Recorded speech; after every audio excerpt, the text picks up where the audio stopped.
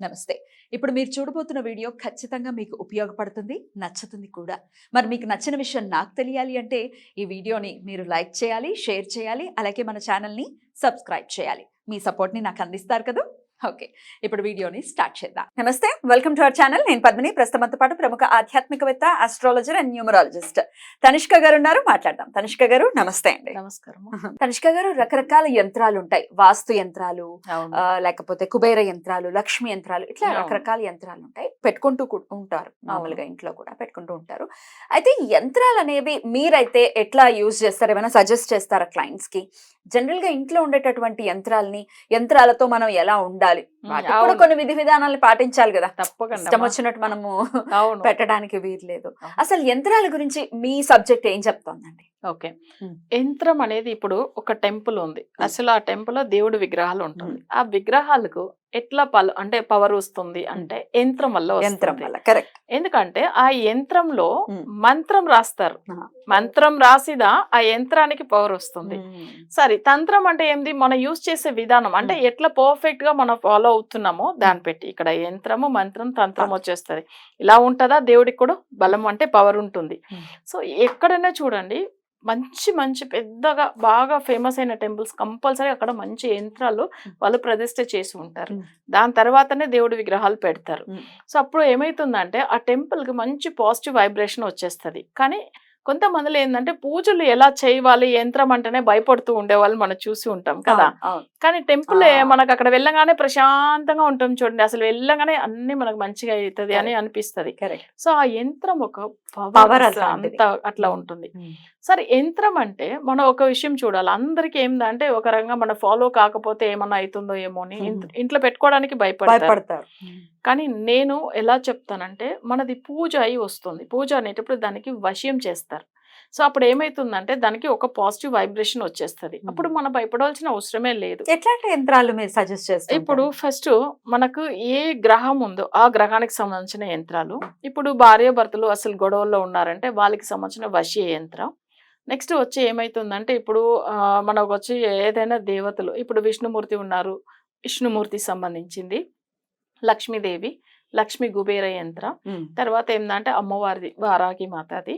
So తర్వాత ఇంకొకటి ఏంటంటే మనం ప్రతి ఉగ్ర దేవతలు కూడా ఉంటారు. అందులో ఏంటంటే మనం వచ్చి చాలా మంది భయపడతారు. సో ఇప్పుడు స్వామివారి లక్ష్మీనరసింహ స్వామి ఉన్నారు అనుకోండి, ఇంట్లో పూజించవచ్చమా లేదా? బట్ మన యంత్రాలు అట్లా కాదు. మనకేందంటే ఇది వచ్చి వశ్యం చేస్తారు. ఫస్ట్ మన కంట్రోల్కి వస్తుంది. ఎవరు పేరు మీద పూజ చేస్తారో వాళ్ళకి ఎలాంటి నెగిటివ్ ఇవ్వదు ఆ పూజలో.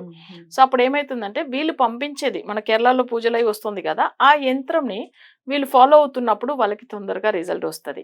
ఏం లేదు, ఒక చిన్న ఎగ్జాంపుల్ మీకు చెప్పాలి. ఒక ఇంత ముందుగా మన దగ్గర ఏంటంటే ఒక ఆమె అప్పుడు డైరెక్ట్ అపాయింట్మెంట్ ఇస్తా ఉంటాయి మన హైదరాబాద్ ఆఫీస్ లో. అప్పుడు ఒక క్లయింట్ ఏంటంటే వాళ్ళ చిన్న పిల్లలు ఇద్దరు, అసలు ఆమె వాళ్ళ హస్బెండ్ నలుగురు వచ్చారు. ఆమె ఏంటంటే అసలు చాలా పేద, అసలు ఏం డబ్బుల విషయం, ఫీజు కట్టడానికి కూడా ఎవరి దగ్గర అప్పు తీసుకొచ్చిన ఆమె. సో అప్పుడు ఏమైందంటే అక్కడ వచ్చి కూర్చున్నప్పుడు వాళ్ళ వేరే క్లయింట్స్, ఆల్రెడీ ఓల్డ్ క్లయింట్స్ అంతా వచ్చి ఉంటారు, వాళ్ళతో మాట్లాడుకుంటారు కదా ఒకరికొకరు బయట వెయిట్ చేస్తున్నప్పుడు. ఇక్కడ ఈ మేడం దగ్గర పోయిన అంత ముందుకు వచ్చాము మేము. సో చాలా మంచి రిజల్ట్ వచ్చింది, ఫైనాన్షియల్గా బాగా అయినాము. అట్లనే వాళ్ళు ఒకరికొకరు షేర్ చేసుకునేటప్పుడు ఈ మా మాట వినేసి లోపల వచ్చి కూర్చోగానే చెప్పాను, అమ్మ ఆర్థిక ఇబ్బందులు చాలా ఉంది, అసలు ఎలాంటి ఒక అంటే మీ హస్బెండ్ కానీ మీకు కానీ ఒక ఇన్కమ్ సోర్స్ అనేది ఇక్కడ కనిపించలేదు జాతకంలో అని చెప్పాను. సో అప్పుడు ఏమైందంటే, మీరు చెప్పింది నిజమే మేడము, అంటే మా హస్బెండ్ ఒక కంపెనీలో ఒక వాచ్మెన్గా ఉంటున్నారు, ప్లస్ నాకేం వర్క్ కూడా లేదు, నేను ఈ చిన్న పిల్లలు చూసుకోవాలి, ప్లస్ మాకేం ఒక ఇన్కమ్ అనేది నాకు లేదు అని చెప్పింది. సరే, అందరూ మాట్లాడుకుంటున్నారు, ధన వశీకరణ పూజ చేస్తే మంచిగా అవుతుంది, అందరూ బాగా అయ్యారని చెప్పుకుంటున్నారు మేడం బయట కూర్చున్నప్పుడు. నేను కూడా ఫాలో అవుతామని ఉంటున్నాను. కానీ ఒక్క విషయం, నాకు ఒక క్వశ్చన్, అంటే నాకు ఒక డౌట్ ఉంది మేడం అని చెప్పింది. సరే, ఏం డౌట్ చెప్పండి నన్ను. ఇప్పుడు మా హస్బెండ్కి జస్ట్ ఒక 6,000 నుంచి 8,000 వరకు దా శాలరీ. సో నేను చెప్పి కొన్ని ఇయర్స్ బ్యాక్ అయితే అప్పుడు ఏమైందంటే నాకు ఇన్కమ్ లేదు, ఏం లేదు, మేము ఎలా మంచిగా మంచిగా వశీకరణం అంటే డబ్బులు ఏదైనా అప్పు తీసుకొచ్చి కూడా నేను చేస్తాను. అయితే కానీ నాకు ఎలా ఇన్కమ్ వస్తుంది మీరు చెప్పండి అట్లా అని అంటుంది ఆమె. నేనన్నాను, దేవుడే మరి మీకు ఇక్కడ పంపించాడు కదా, మీరు చేయించుకోవడానికి మీకు అసలు దేవుడు అనుగ్రహం ఉంటే తప్పకుండా అవుతుంది అని చెప్పి వాళ్ళకి రెమెడీ చేయించినాం. ఏమైందంటే ఆమె బయట అప్పు తీసుకొచ్చి రెమెడీ ఫాలో అయింది. వాళ్ళ ఇంటికి వెళ్ళిన తర్వాత నార్మల్గా ఆమె పూజలు వీళ్ళకి ఎట్లా ధన వశీకరణ పూజలు ఇచ్చాము. ఆమెకు కొంచెం జ్యోతిషం మీద చాలా ఇష్టం అనమాట. అందుకే బేసిక్ కూడా ఆమెకు వచ్చు జ్యోతిషం. ఓహో! ఓకే. ఓకే. సరే అని చెప్పి ఆమె అందరూ మాట్లాడుకుంటూ ఉన్న విషయము నేను చెప్పిన దాన్ని కరెక్ట్. సరే మీరు పూజలైతే ఫాలో అవ్వండి అని చెప్పాను. సరే అని చేసింది. అప్పుడు ఏమైందంటే కొన్ని రోజులు ఆ పూజ అయిన తర్వాత ఒక 1 మంత్, 1½ మంత్ తర్వాత వాళ్ళ రిలేటివ్స్ ఒక ఆయన వచ్చారు. అంటే చాలా దూరం, అంతే మరీ దగ్గర రిలేటివ్ కూడా కాదు. వాళ్ళ కజిన్ అట్లా. ఆయన ఏం చేశాడో వచ్చి, అమ్మ నేను ఒక విషయం నీకు చెప్తాను. అయితే నీ దగ్గర ఒక చిన్న హెల్ప్ కావాలని అడిగింది. ఆమె ఏమనింది, నా దగ్గర ఏం డబ్బులే లేదు. నేనే చాలా కష్టంలో ఉన్నా. నేనేం హెల్ప్ చేయగలుగుతానంటే, ఏం లేదు. నువ్వు ఒక చిన్న సిగ్నేచర్ పెట్టమ్మా. ఎందుకంటే మన తాత వాళ్ళది ప్రాపర్టీ చాలా ఉన్నది. బట్ అదంతా ఏమైందంటే వేరే వాళ్ళు ఆక్యుపై చేసుకున్నారు. నేను అది కేసు పెడతామని ఉన్నాను. అందులో నాకేమన్నా వస్తే మీకు తప్పకుండా ఇస్తాను ఆయన చెప్పున్నాడు. అప్పుడు ఏమైందంటే ఈమె అసలు పూజలు చేసుకోవడానికి కూడా డబ్బులు లేదు చూడండి. ఈమె ఏం చేసింది, ఒకే ఒక సిగ్నేచర్ అంతే, ఒక సైన్ పెట్టింది అంతే. తర్వాత వాళ్ళు ఏం చేశారంటే ఆ కేసు విషయం ఆయన గెలిచాడు. గెలిచి ఈమెకు ఏం చేశాడు, 75 lakhs తెచ్చి ఇచ్చిండు. 75 lakhs ఏం లేని వాళ్ళకి ఇది ఎక్కువ అమౌంటా లేదా మీరే చెప్పండి.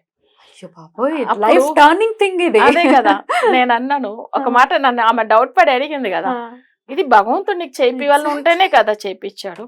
ఫీజు ఆయన కూడా ఎంత ధర్మంగా ఉన్నాడు చూడండి, తీసుకొచ్చి ఇచ్చాడు ఆయన అంతే. ఎందుకంటే ఈమె అక్కడ వెళ్తేనే కేసు విషయంలో కూడా ఈమె వెళ్లాల్సింది ఉంటుంది కదా, తప్పకుండా వెళ్తుంది. ఆమె వెళ్ళి అవన్నీ మాట్లాడితేనే కదా వీళ్ళకి కూడా వస్తుంది. అంటే వీళ్ళకి ఏంటంటే ఇప్పుడు ఒకరిది ప్రాపర్టీ ఉంది అనుకోండి, ఇప్పుడు ఎవరెవరు షేర్ హోల్డర్ ఉంటారో వాళ్ళంతా వెళ్ళాలి.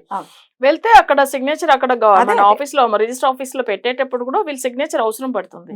సో ఆ డబ్బులు ఈమె అన్నది కదా, నాకు అది కూడా స్టార్టింగ్ లో ఆమె అన్న మాట ఏం తెలుసా, నేనుండేది కిరాయి ఇల్లు, అసలు రెంటెడ్ హౌస్ లో ఉన్నాను. ఒక్క సెంట్ కూడా నాకు ల్యాండ్ కూడా లేదు, నాకు వేరే ఏం బిజినెస్ కూడా లేదు, మా పేరెంట్స్ అసలే ఏం సపోర్ట్ లేదు, ఏం లేదు. వస్తాయి. అవును, లాజికల్ క్వశ్చన్ ఇది యాక్చువల్ గా. కానీ ఈశ్వరుడు తలుచుకుంటే ఎంతసేపు.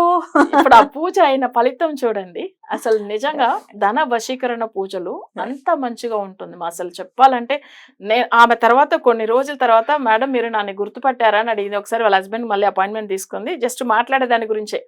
ఆమె ఏమనింది, నన్ను గుర్తుపట్టారంటే లేదని చెప్పాను. అంటే మా చిన్న పిల్లలు తీసుకొచ్చాను, మా విలేజ్ లో ఆ పిల్లలు కూడా అవార్డు అంతా తీశారు. చిన్న పిల్లలు చాలా తెలివితేటలు ఎక్కువ.